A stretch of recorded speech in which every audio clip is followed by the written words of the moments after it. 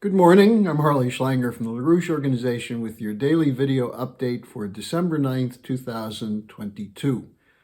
The broader topic I'll be addressing today, including taking some of your questions, will be the question of can truth prevail?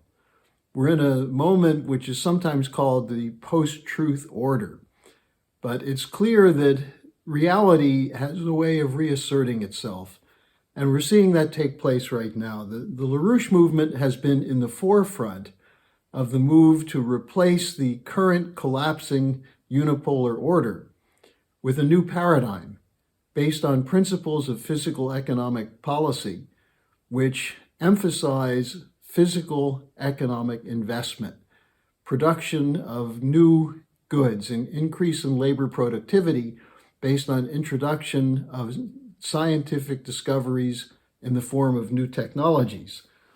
What we're seeing instead is a crumbling paradigm of the post-Cold War order, which is called the unipolar order, which was shaped by neoconservatives after the fall of the Soviet Union and is based on imposing neoliberal economic policies as a kind of new imperial doctrine, policies of deregulation, of privatization, rejection of the idea of national sovereignty.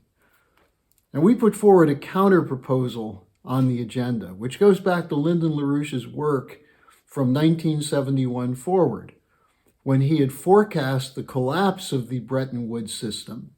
He had warned of the danger of a move toward what he called Schachtian economic ideas, named after Hjalmar Schacht, who had been Hitler's Minister of Finance, who essentially argued in favor of policies that benefited corporate cartels in finance, in manufacturing, in trading, and so on, and that were based on lowering costs of labor through various forms of austerity.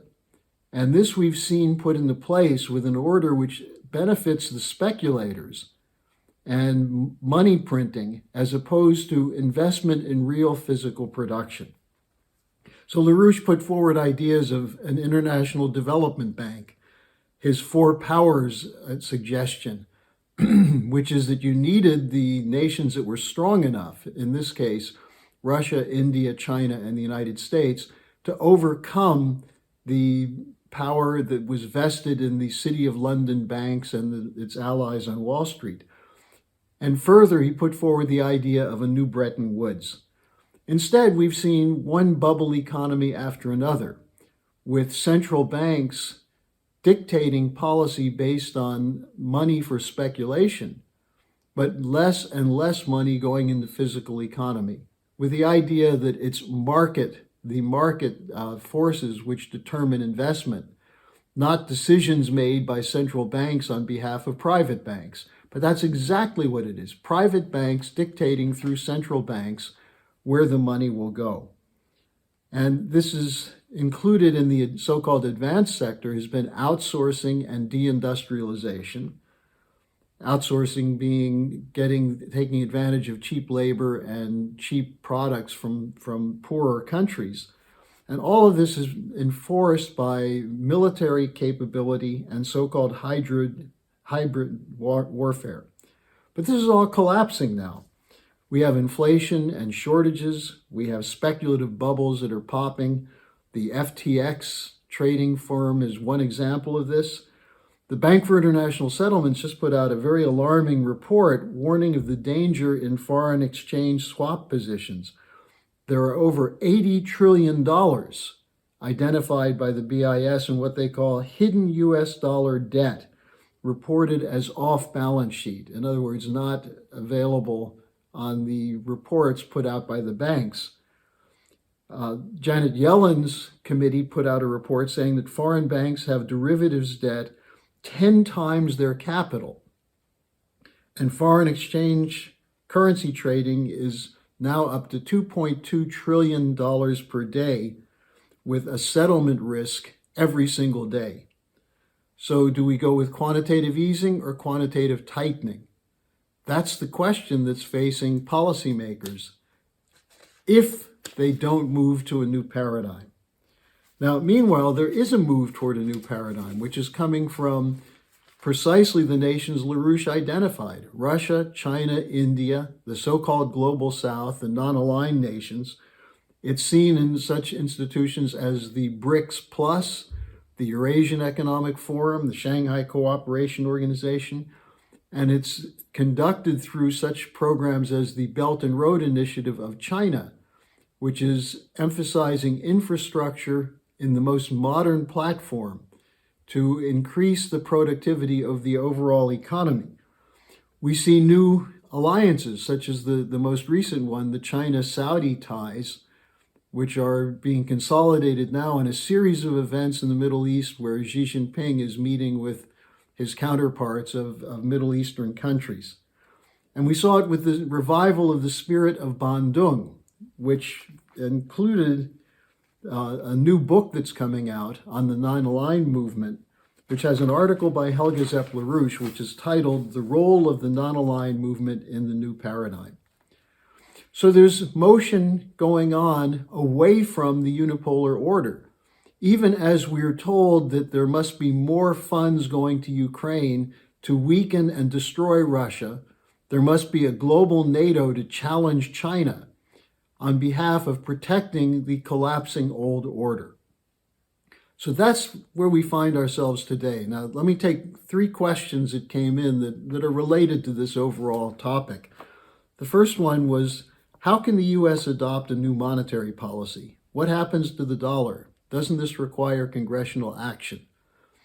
Well, there are 2 aspects to it. First would be international agreements, which would include a new Bretton Woods, that is, multilateral negotiation to move from the dependence on the dollar as a currency to incorporating regional currency blocks, baskets of currencies or baskets of commodities. There are all sorts of different ideas that are being floated. But the most important point is that it's not going to be in the hands of international agencies such as the International Monetary Fund, which has become a collection agency for the international banks, but instead sovereign nations making decisions on multilateral agreements for trade and investment. And these can be in whatever currency they decide.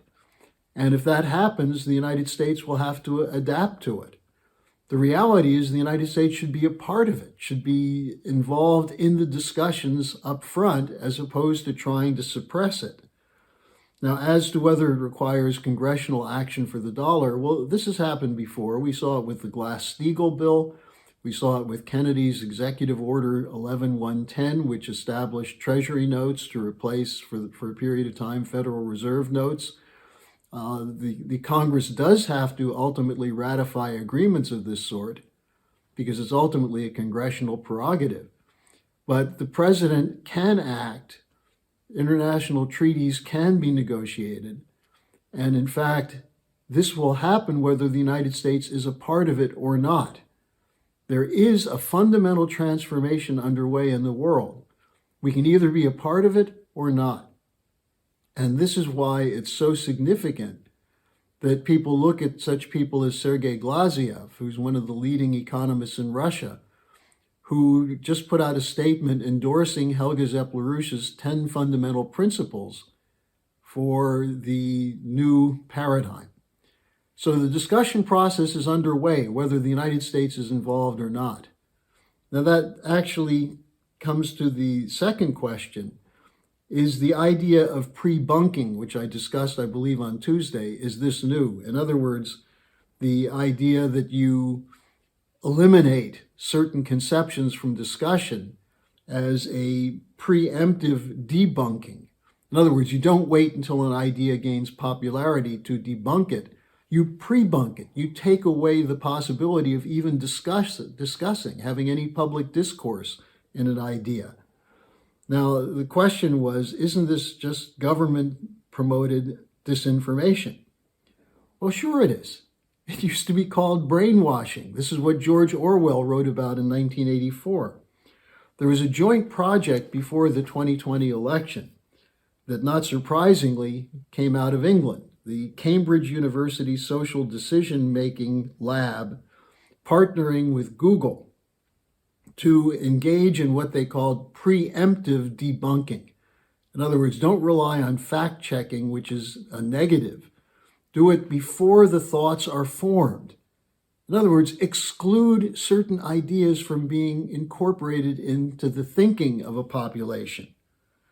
Now, the real solution is vigorous public debate. If an idea is bad, you can debunk it. You can prove it's wrong. But most important is if you exclude ideas that are unacceptable to the existing narrative, then you are limiting the creative potential for new discoveries. And that's precisely what characterizes authoritarian regimes. The irony is pre-bunking is being promoted by the so-called democracies. Instead of allowing a vigorous debate, they're saying, no, these ideas are unacceptable. And there's a whole list of these that I went through, I believe, on Tuesday, which include such things as if you say President Putin had legitimate security demands, that's not acceptable. That's a phony idea. That's a Russian talking point, which now means that France's President Macron is pushing Russian talking points. Well, that's an unacceptable shutdown of real dialogue and discussion. And it's not going to work. You can try to stop it, but it won't work. The last question was about the attacks that took place on Russian air bases. Aren't these a provocation designed to get Russia to retaliate against NATO, to provide an excuse for NATO to invoke Article 5, that is, the defense of all under attack? Now, this was also the question raised about the Ukrainian missile that hit the grain silo in Poland and killed 2 Polish farm workers, which was immediately identified in the media as a Russian attack on NATO member Poland. Well, what's really going on here? You have on the one side Ukraine, which is at the center of hybrid warfare. That the line is put out that if you say anything negative about President Zelensky and the Ukrainian policies, it's a Russian talking point. If you raise the question of neo-Nazis in the Ukrainian security forces, you're immediately accused of being a Putin mouthpiece.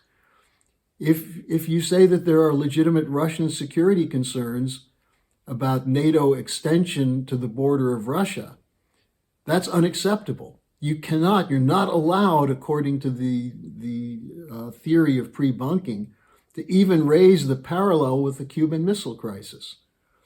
Well, the fact is that why is this going on? Why are they trying to suppress the debate? Because there's concern in the circles of British and Anglo-American intelligence of growing opposition in the West to the war in Ukraine, which is being used to weaken Russia. It's not a Putin talking point to say that Secretary of Defense Lloyd Austin said that the goal of U.S. policy in Ukraine is to weaken Russia. Why would he say that? Isn't that something that should be discussed in the West? Is it in our interest to weaken Russia and weaken Putin, to carry out a regime change in Russia? Why shouldn't that be discussed? Well, by using this idea of pre-bunking, and then on top of that, creating provocations so that NATO can be brought into more openly a war against Russia, there's no allowance for opposition to that.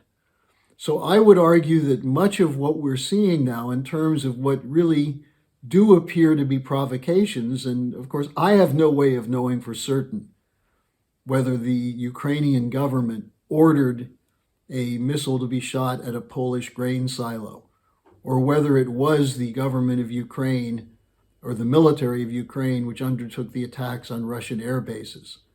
But it appears that way. And it certainly does provide the basis for an argument that if Russia retaliates, that NATO then has to retaliate against Russia.